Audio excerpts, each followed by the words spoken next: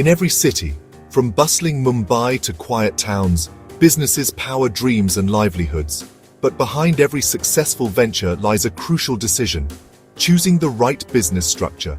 Welcome to Chapter 4 of Business Law, Partnership and Limited Liability Partnership.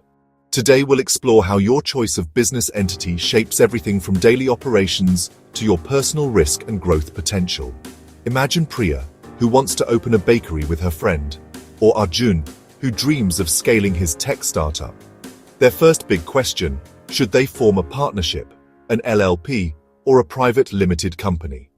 Globally, business owners face similar choices, whether in India, the US, or Europe. But Indian law offers unique options and challenges. Understanding these differences is key to making the right decision for your venture. Each entity type answers three fundamental questions differently. Who bears the risk? Who is the legal person? How formal is the governance? These choices will shape your business journey, your liability, and your future. A partnership is fundamentally about mutual agency. Each partner can act for all. It's a contract-based business where the owners are the business. Consider this example. A and B run a boutique studio. When A signs a supply contract, both A and B become liable to the vendor, even if their internal agreement required B's signature. Courts look beyond labels to determine if a true partnership exists. Four elements must be present: agreement between persons, a business activity, profit-sharing intention, and mutual agency. A business means commercial activity with continuity. Mere co-ownership of property or rent collection doesn't qualify as a partnership business. Two siblings sharing rental income from inherited property are co-owners, not partners. There's no business operation and no mutual agency. Similarly, a store manager receiving profit-based commission is an employee, not a partner, unless they have mutual agency as an owner. Meet Meera, Rohan, and Zoya, three friends planning to open MRZ Studio. Over coffee, they agree to split profits 40-30-30. Are they already partners? Legally, yes, if all four elements exist. But without a written deed and registration, they'll struggle to open bank accounts, prove terms, or sue on contracts due to Section 69 disability. Banks require constitution documents, certified deed, registration certificate, PAN, address proof, and KYC of all partners. The partnership deed serves as both operating manual and risk map.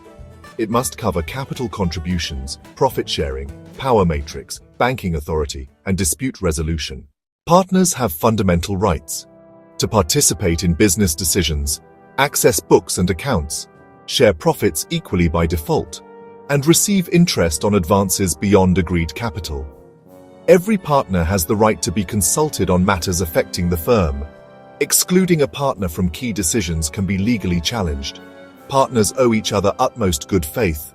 They must render true accounts, disclose conflicts, and act for the common advantage. Any personal profits from firm transactions must be accounted to the firm. For example, if a partner negotiates a side deal with a vendor, they must disclose this conflict and seek consent from other partners. Partners face joint and several liability.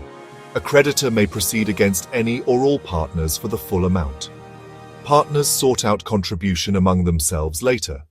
This means your personal assets are at risk for partnership debts, even if you didn't personally authorize the transaction that created the liability. The limited liability partnership offers a statutory hybrid, a separate legal entity like a company, but with partnership-style flexibility. In an LLP, partners are agents of the LLP only, not of each other. Personal assets are generally protected, except in cases of fraud or personal guarantees. When X and Y convert their firm to an LLP, if the LLP defaults on a supplier invoice, the LLP is primarily liable. X and Y's personal homes remain protected unless they independently guaranteed the debt. A new partner can be admitted only with consent of all existing partners, unless the deed provides otherwise. The incoming partner is not liable for pre-admission acts. Document the change with a deed of admission and accession, updating capital, profit ratios, and reserved matters. Update bank mandates and public records. Partners may retire with consent of all partners per express agreement or in a partnership at will by written notice. The retiring partner remains liable until public notice is given. Public notice is crucial. Until proper notice is published, the retired partner may remain liable to third parties who are unaware of the change. Expulsion requires 3 elements. Power must exist in the deed, be exercised by majority, and done in good faith. The process must include show cause notice and opportunity to be heard. Partner remuneration is subject to Section 40. B. Limits for tax deductibility. On the first 3 lakh of book profit, or in case of loss, the higher of 1.5 lakh or 90% of book profit, plus 60% of balance book profit. The deduction is the lower of actual remuneration per deed and the statutory ceiling.